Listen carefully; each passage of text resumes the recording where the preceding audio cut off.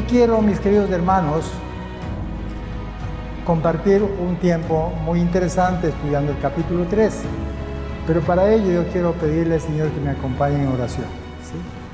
Amado Padre, bendito Dios, te damos gracias, Señor mi Dios, por este tiempo, por la oportunidad que nos das de congregarnos en tu casa, Señor, para adorarte, para glorificar tu nombre, para reconocerte como nuestro Dios y Señor, para decirte cuánto te amamos, Señor, y que hemos separado un tiempo para aprender de ti.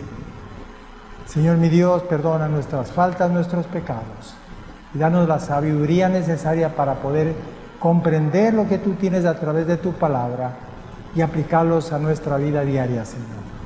Guíanos con tu Santo Espíritu. Te ruego, mi Dios, dame la oportunidad de proclamar tu palabra, de transmitirle lo que tú tienes a través de ella, Señor. Dame la sabiduría, el conocimiento, Señor mi Dios. Por favor, te lo ruego, Padre. Utilízame en esta noche. En el nombre de Jesús te oramos. Amén y amén. Gracias, mis hermanos.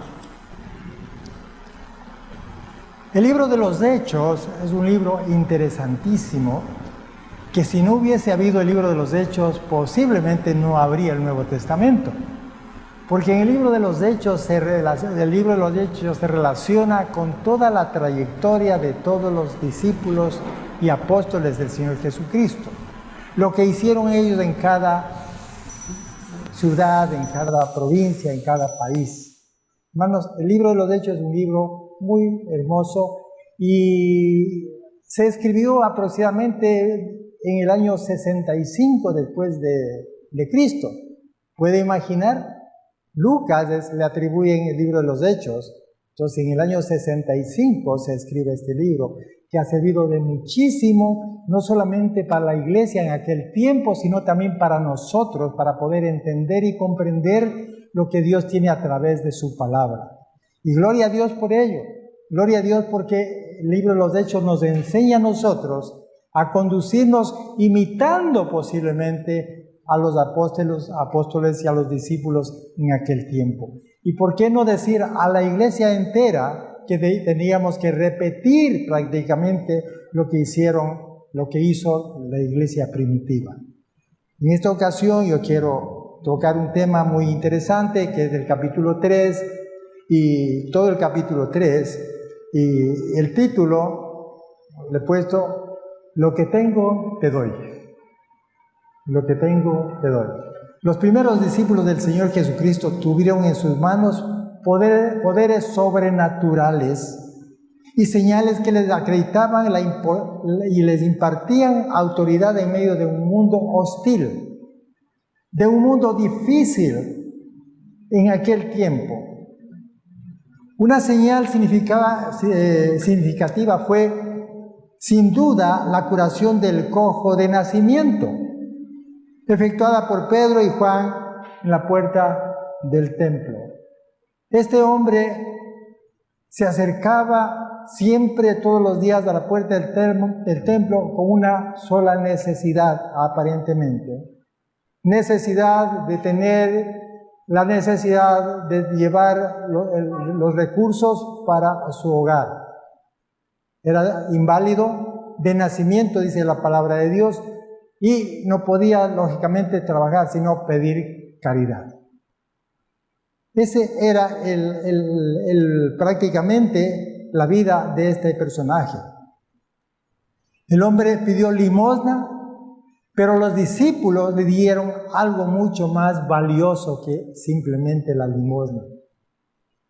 En Hechos capítulo 3, versículo 6, Hechos capítulo 3, versículo 6 dice: Mas Pedro dijo: No tengo plata ni oro, pero lo que tengo te doy. En el nombre de Jesucristo de Nazaret, levántate y anda. Y tomándole por la mano derecha le levantó, y al momento se le afirmaron los pies y tobillos. Hermanos, y no solamente fue la sanidad de este hombre. Este hombre vino pidiendo caridad, pidiendo limosna para poder sobrevivir, pero lo que recibió fue mucho más grande. no solamente la sanidad de su cuerpo, no solamente la sanidad de su cuerpo, sino también la salvación de su alma. Porque él había llegado con esa necesidad, pero Dios sabía de las necesidades que él tenía. En su corazón, él tenía muchas necesidades, no solamente de la limosna, sino ¿cómo podría ser un hombre normal? Posiblemente había envidia en él. ¿Cómo podía ser yo un hombre normal como aquel para poder trabajar y no tener que arrastrarme para recibir una caridad? Puede imaginar, solamente poniéndonos en los zapatos de aquella persona podemos entender el corazón de él. Pero Dios sabía las necesidades que él tenía y no solamente le dio la oportunidad de ser sano, sino también la oportunidad de ser un hijo de Dios. ¿Sí? Qué maravilloso que Dios nos entiende en esa forma. Es posible que la persona acuda a nosotros de vez en cuando a pedir nuestra ayuda. Es posible que mucha gente se acerque a nosotros pidiendo ayuda. Aunque no podamos darles riquezas, influencias políticas o muchas otras cosas que el mundo ansía dar, si tenemos algo que realmente necesitan, démosles. Y nosotros los hijos de Dios, mis queridos hermanos, tenemos mucho más que lo que el mundo tiene. Tenemos mucho más de lo que el mundo tiene. Mucho más de lo que las personas de la alta sociedad o la media sociedad tienen. Tenemos mucho más, hermano. Y nosotros de eso debemos compartirlos a ellos. Tenemos una salvación, somos hijos de Dios, tenemos el derecho de estar en la presencia de Dios un día. Hermanos, lo que mucha gente no lo tiene. Qué importante, hermanos. Y nosotros que tenemos todos estos recursos, ahora podemos ayudar a esa gente que viene a nosotros. Posiblemente viene no como el mendigo de la historia, sino mucho más, necesitados de una salvación, de conocer a Jesús como su Salvador. Entonces, nosotros, queridos hermanos, somos los responsables de dar esa palabra de ánimo, de aliento y de esperanza para cada uno de ellos que vienen con necesidades especialmente espirituales. ¿Por qué no compartir el Evangelio de Cristo? ¿Sí? Y este acontecimiento nos enseña 3 cosas importantes que nosotros debemos saber y aplicar. Vamos a verlas. Una señal, primero, una señal significativa. ¿Cuál era el primer propósito? Fue el de hacer una buena obra. Los cristianos debemos estar siempre dispuestos a hacer un alto ante las necesidades humanas y tratar de solucionar los problemas de ellos. No creemos que las buenas obras sean el ingrediente para la salvación, en verdad. Pero ciertamente constituyen su evidencia. Hermanos, en Efesios capítulo 2, versículo 10 dice, porque somos de hechura suya, creados en Cristo Jesús para buenas obras. Entonces, después de la salvación, mis queridos hermanos, las buenas obras en nosotros deben aflorar, florecer. El mundo tiene que ver que somos personas diferentes. El mundo tiene que ver que no somos los que éramos ayer. El mundo tiene que ver que tenemos mucho más que ellos, a pesar de que ellos pueden tener mucho dinero, pero nosotros somos dueños de una mansión en el reino de los cielos. Amén. Hermanos, el mundo tiene que saber eso. Y ese es el propósito que tuvo, ¿no? También nos dice, el segundo propósito fue probar el nombre del Señor Jesucristo. Según Hechos, capítulo 3, versículo 16, según Hechos 3, 16, dice lo siguiente: y por la fe en su nombre, a este que vosotros veis y conocéis, le ha confirmado su nombre, y la fe que es por él ha dado a esta completa sanidad en presencia de todos vosotros. El segundo propósito de la curación del cojo fue el de probar el poder del nombre de Jesucristo.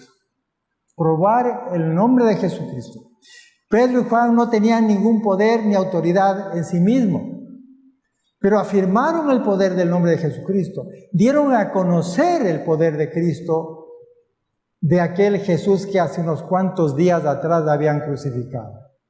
Hermanos, eso hizo este propósito, dar a conocer a Jesús como el Salvador y Señor. El tercer propósito fue el siguiente: crear una oportunidad para testificar.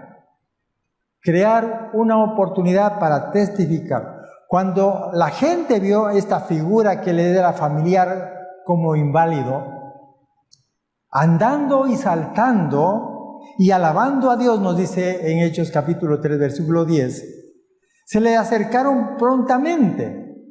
Pedro aprovechó la oportunidad para testificar de 3 verdades evidentes que habían estado presentes allí.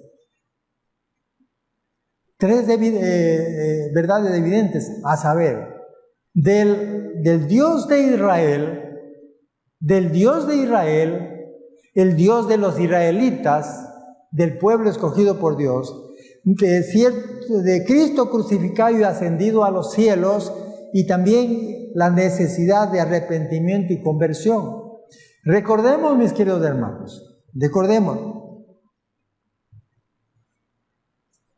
Israel, el pueblo judío, es el pueblo escogido por Dios.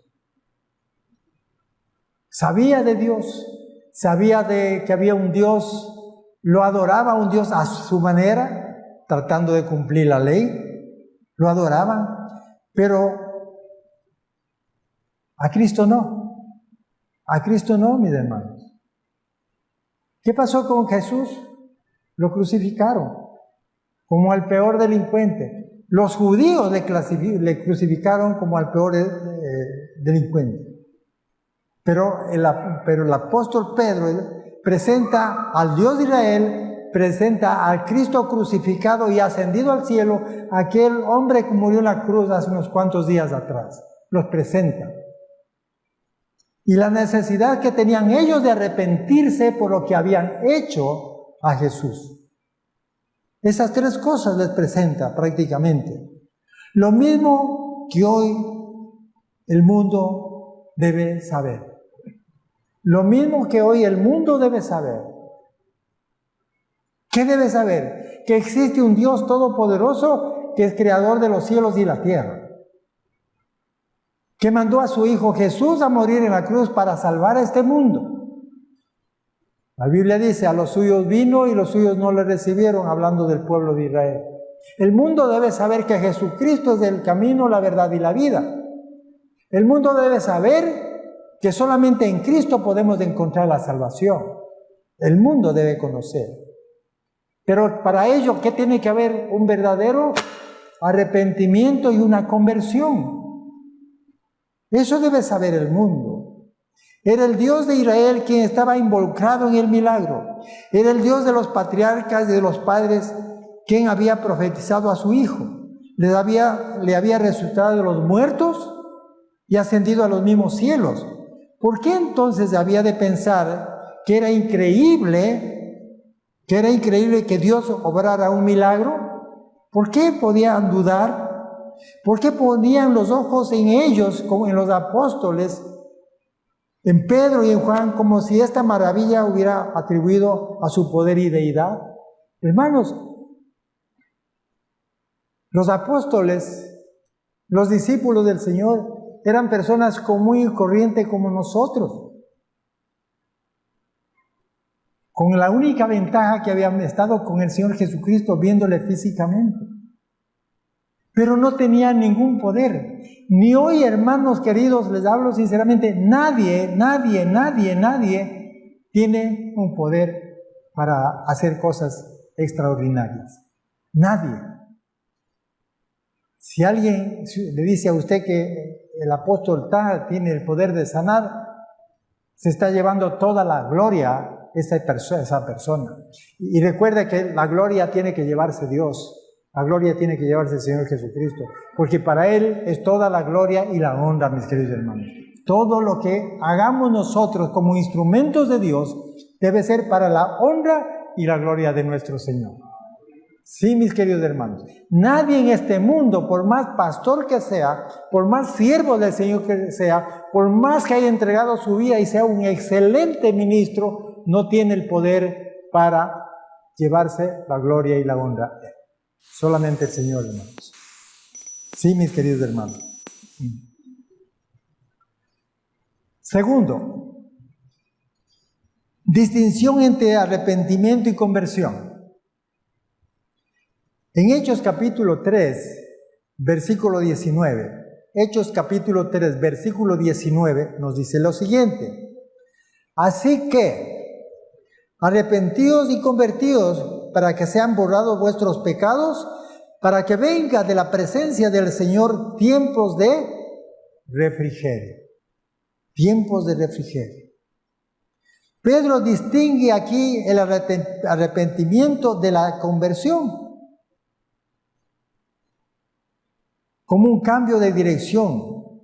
Ellos no solo debían cambiar la mente, de lamentar y deplorar sus pecados, sino que debían también convertirse, volverse a Cristo. Hermanos, los judíos en aquel acontecimiento que estamos tratando, se sentían muy contristados, podríamos llamar. Porque ellos verdaderamente reconocían que habían cometido un crimen. Habían cometido un crimen. Y estaban arrepentidos, mis hermanos. ¿Cómo podíamos haber hecho a un siervo del Señor? A un profeta, o como le querían llamar en aquel tiempo. ¿Cómo hemos hecho eso? ¿Por qué hemos hecho? Es algo que ellos mismos se preguntaban. Entonces, arrepentidos, pero no convertidos, hermanos. El arrepentimiento es un cambio de mente, pero la conversión es la actitud que usted tiene para recibir a Jesús como su Salvador personal. Hay mucha gente arrepentida en el mundo. Y esto es lo que exhorta Pedro en su mensaje cuando dice arrepentidos y convertidos. Hay mucha gente que se arrepiente de haber causado problemas en el mundo. Hay muchos esposos, muchas esposas que se arrepienten de haber cometido tal o cual problema. Pero no pasan del arrepentimiento, porque el arrepentimiento no salva, mis queridos hermanos. ¿Quién salva? El Señor Jesucristo.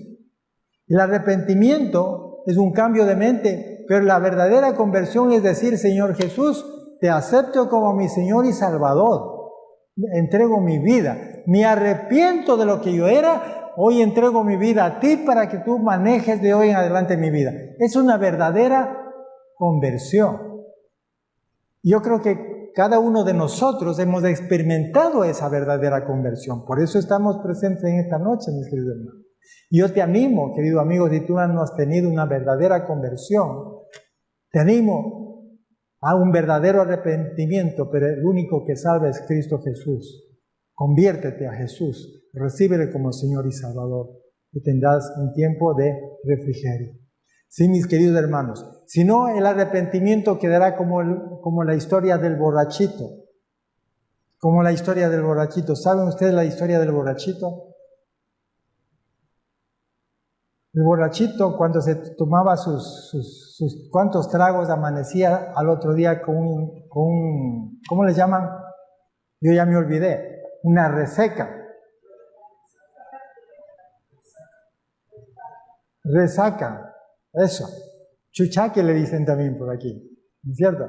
Entonces, y se arrepienten y dicen, nunca más vuelvo a tomar un trago. Nunca más, porque eso es horrible.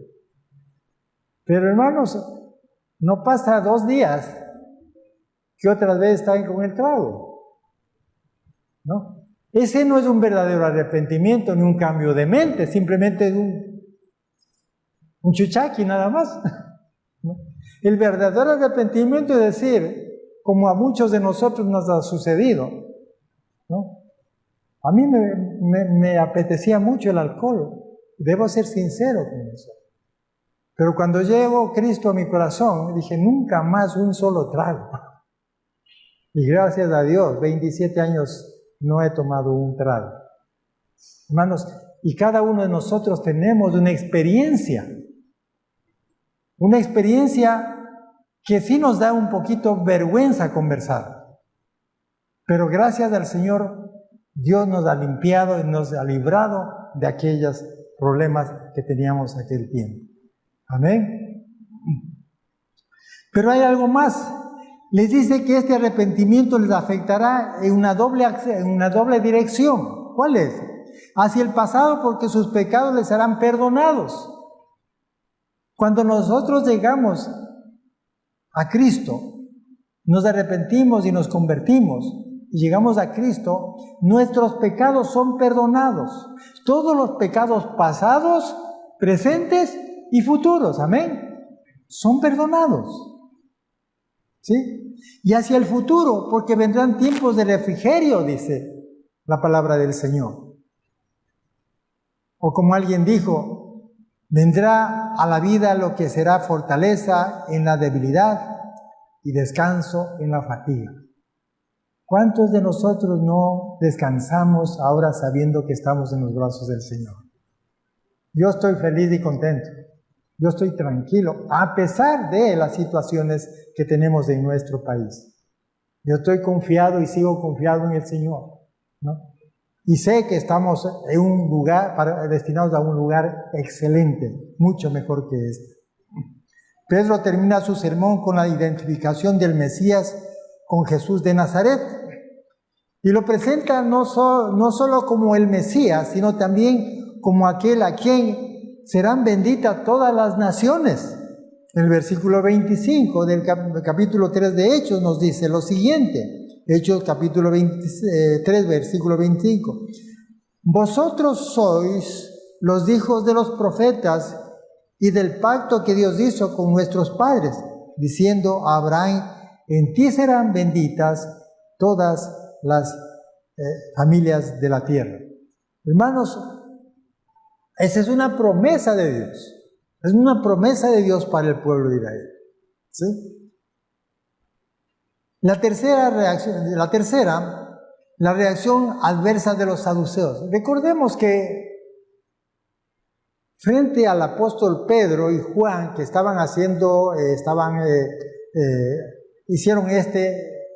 fueron testigos de este acontecimiento que Dios realizó por medio de ellos, había mucha gente.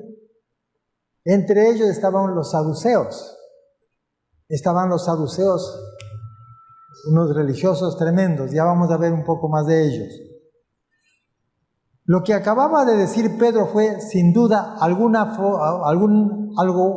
formidable reto lanzado especialmente a los saduceos. Les acusó de sacrificar y el asesinato del Señor Jesucristo. Les acusó directamente a ellos. Les afirmó la resurrección y la exaltación y glorificación del Señor que ellos desecharon. Nos dijo, aquel Señor, aquel Jesús que ustedes, en otras palabras, aquel Jesús que ustedes le crucificaron, Él resucitó al tercer día y hoy está sentado a la diestra de Dios Padre. ¿Cómo usted piensa que se habrán sentido esta gente, estas personas? ¿Cómo? Aún no creían y habían muchos testigos de ello. Predicó el arrepentimiento a causa de este pecado.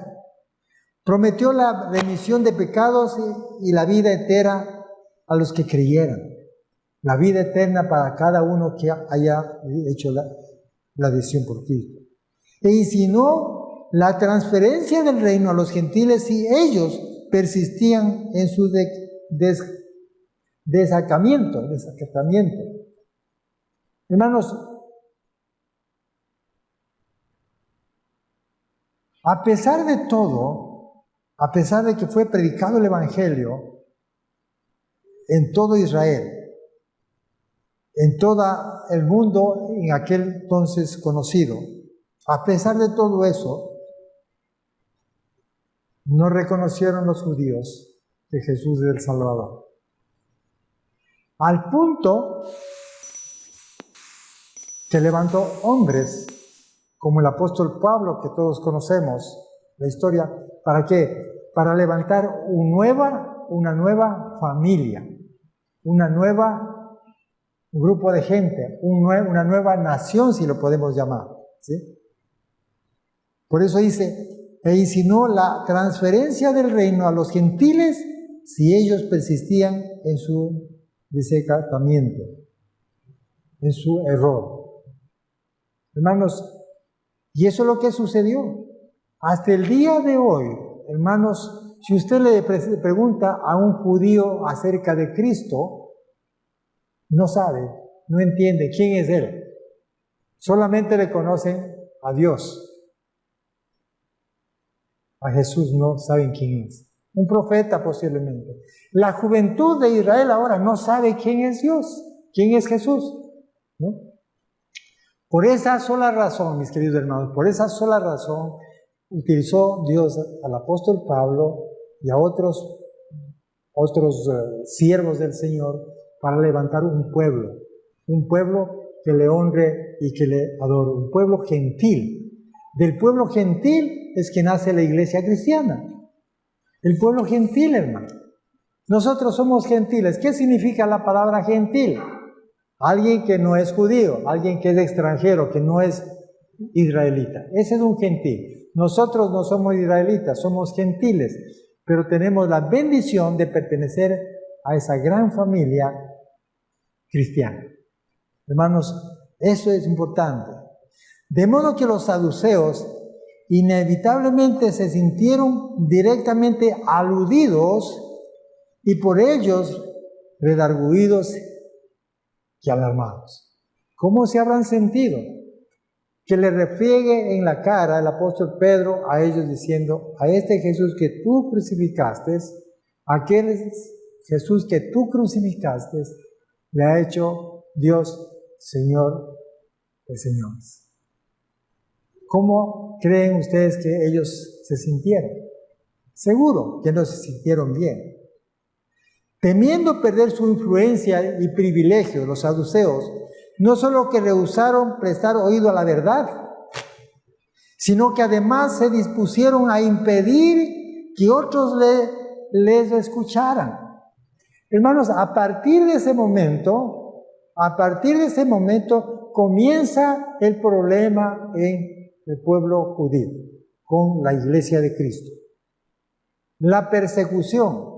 Y vamos a ver más adelante en otros capítulos, empezamos con la muerte de Esteban. La persecución a los apóstoles, la persecución a los cristianos de aquel tiempo, que no se les llamaban cristianos, sino se les llamaban los del camino. Hemos de aprender eso. Hermanos, y ahí comienza. ¿De dónde empieza? De este grupo de personas que eran los saduceos, persiguiendo a cada uno de los cristianos de aquel entonces. Hermanos, ¿quiénes eran los saduceos? Vamos a ver un poquito más de la historia de ellos. Los saduceos eran los gobernantes del pueblo y en el tiempo en cuestión dominaban la política.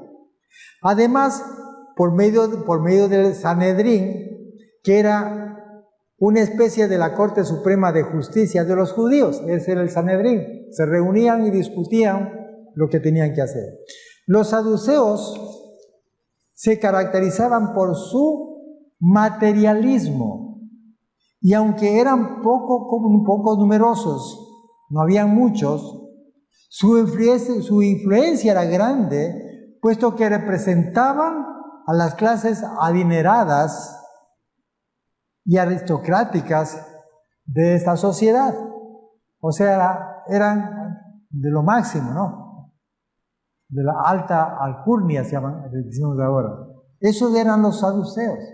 Entonces, el sermón de Pedro, la acogida que tuvo y el crecimiento de la iglesia con su énfasis en las doctrinas que más les acusaban y condenaban, le hizo asumir actitudes de abierta hostilidad contra el pueblo.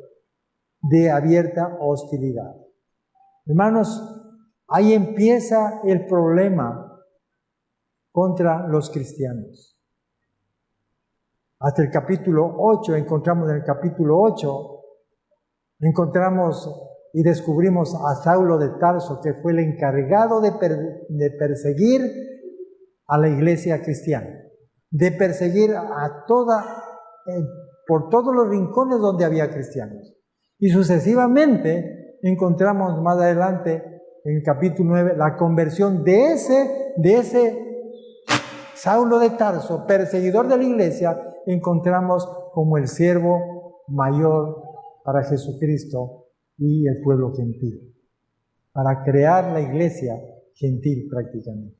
Hermanos, debemos comprender que nosotros tenemos una responsabilidad.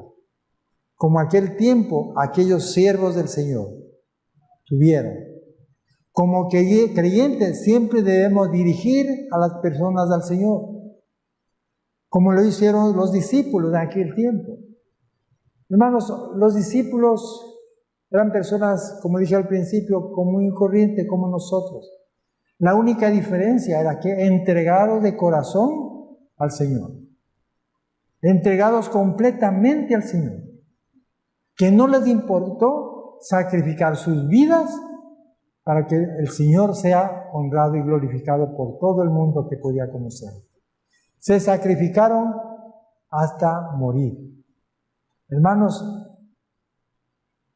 no nos está pidiendo eso el Señor, pero se nos está pidiendo a nosotros, como sus hijos, que respondamos al llamado de Dios para que podamos compartir el mensaje que existe un Dios eterno, creador de los cielos y la tierra, que existe un Señor Jesucristo, el Nazaret, que es el Salvador del mundo, y que debe haber un verdadero arrepentimiento, una verdadera conversión. Y nosotros somos los instrumentos. Dios ciertamente lo responderá. Y hasta puede obrar a través de nosotros para contestar sus oraciones de una manera que nadie habría podido anticipar. Hermanos, nosotros podemos ser los instrumentos de Dios ahora, en este tiempo, con estas dificultades, con este país, con estos problemas que tenemos. Son los instrumentos de Dios para llevar el mensaje de esperanza a muchas familias, a muchas personas que se encuentran deseosos, escúcheme, deseosos de una salvación, como la tuvo el cojo de nacimiento. Hay muchos cojos ahora en nuestra sociedad que necesitan un cambio. Hay muchos cojos que están cojeando en diferentes áreas de la vida y necesitan un Salvador. ¿Sí? Sin importar cuán prodigiosamente el Señor pueda decirnos y usarnos, debemos procurar que la gente sepa que Dios es quien obra, no nosotros mismos. Él es quien realiza cualquier cosa humana que pueda ocurrir. Y nosotros simplemente somos vasijas en sus manos a través de las cuales Él obra y harán grandes cosas, como la salvación de mucha gente a través de nuestra predicación y de nuestro testimonio. Hermanos, somos instrumentos de Dios. Debemos responder al llamado del Señor. Me seréis testigos, dijo en Hechos capítulo 1, versículo 8. Me seréis testigos. ¿Dónde? En Jerusalén, Judea, Samaria y hasta lo último de la tierra. Hermanos, nosotros somos testigos de Cristo porque hemos experimentado una verdadera salvación. Amén. Que el Señor nos bendiga en esta noche y que podamos aplicar en nuestra vida algo. Somos testigos fieles de lo que Dios ha hecho en cada una de nuestras vidas, y por ende lo que podemos ser instrumento de Dios para testificar que existe Dios y que Él puede cambiar las vidas de todas las personas. Amén. Amado Dios, bendito Padre, te damos gracias, Señor, por este tiempo, porque nos permites, bendito Dios, abrir tu palabra y revisar cuán grandioso eres, Señor, que tú utilizaste instrumentos humanos para manifestarte, Señor. Y gracias por ello, porque nos da esperanza. No somos dignos, Señor mi Dios, de tanto amor de ti, Padre. Pero sí tenemos esa responsabilidad que tú nos has encargado para poder compartir tu palabra a mucha gente que tanto necesita. Danos esa sabiduría, Señor mi Dios, que podamos aplicar lo que aprendemos del día de hoy. Somos instrumentos tuyos. Bendito Dios, tú nos puedes manejar. Nosotros podemos ser, bendito Dios, tus instrumentos para levantar, para ayudar, para compartir, para llegar a los corazones de mucha gente, Señor. Ayúdanos a entender que nuestra forma de vivir sea la primera predicación en nuestras vidas para el resto de personas que nos conocen, Señor. Bendito Dios, ayúdanos, Señor mi Dios. Guía nuestros pasos, que tu Santo Espíritu nos dé la sabiduría y la fortaleza necesaria para poder entender y comprender nuestra verdadera responsabilidad. Llévanos a nuestros hogares con tus bendiciones, mi Dios. Y gracias por los hermanos y amigos que se conectan a través de las redes sociales. Bendícelos, cuídalos y ayúdalos. En el nombre de Jesús te oramos. Amén y amén. Que el Señor nos bendiga, mis queridos hermanos. Bienvenidos y gracias por haberse conectado con nosotros, mis queridos amigos y hermanos en Cristo. Que el Señor los bendiga y que tengan un lindo fin de semana. Amén.